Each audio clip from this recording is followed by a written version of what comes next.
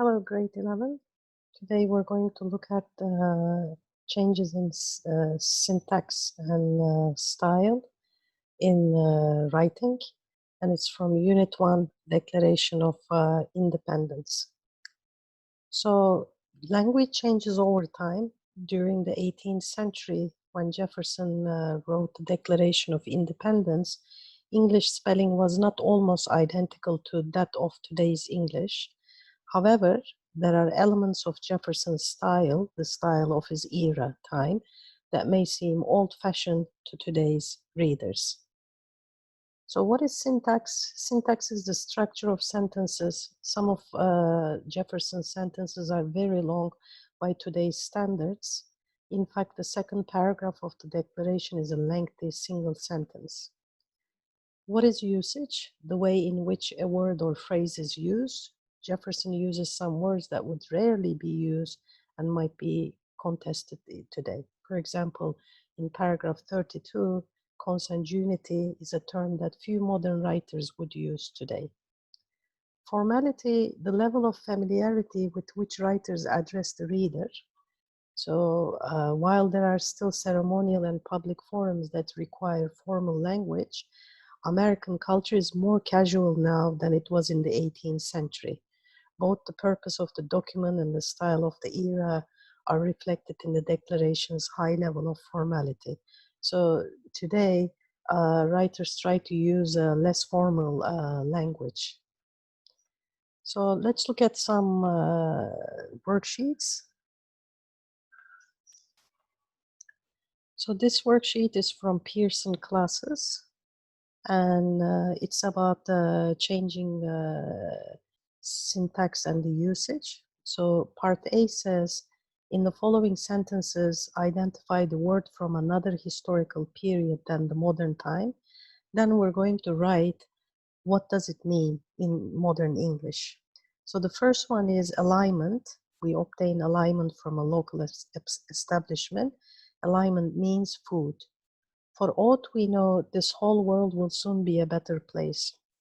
So we never use this word. Aught means like all. And number 3, she gave me a bus on the cheek to show we were still pals. We can guess what this means because it says on the cheek, so bus means kiss. I was nice to her, but what she gave back to me was contumely. Contumely means rudeness. In my younger days, I was coxcomb and all of the girls were after me. Coxcomb means conceited person, like arrogant, snobbish person. And part B, we will rewrite the sentences into modern English. When done is the task, rest we shall have. So when the task is done, we will rest. So when we look at the old English sentence structure, it's like, sometimes it's like the verb and the subject, they change places. With regard to the money you owe, what happened? What happened to the money you owe? Number 3, from the bear, run he did and run quickly. So it means he ran quickly from the bear. See how we make it very simple. We use daily language. And the second page. So again, we'll find a word from another historical period and then we'll change it to the modern one. The day was forsooth a pleasant one. So forsooth, we didn't hear this before. It means indeed. Whence did your preference for opera arise? It means from where did your preference for opera arise? The Thane was an important landowner from the Scottish Highlands. Thane means lord. The payment was adequate, but in my mind stingy withal. Withal means also. Number 5, time is a suspicious nature, good friend, meaning time means yours. And 6, come thither to the place where we make the wine. Thither means there. Part B, again, we'll write the sentences into modern English. The threat received the king, his army did call. So we say, when the king received a threat, he called his army. And the second one, what good friend to excuse your behavior say you for yourself?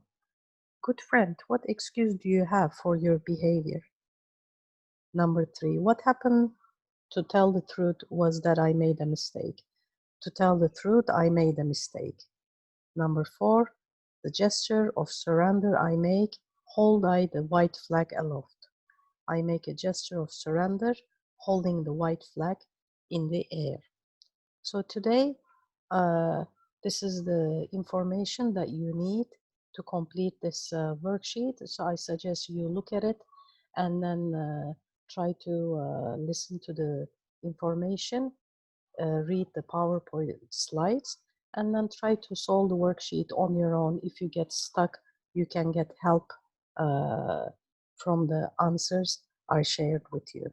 Thank you. See you soon. Bye.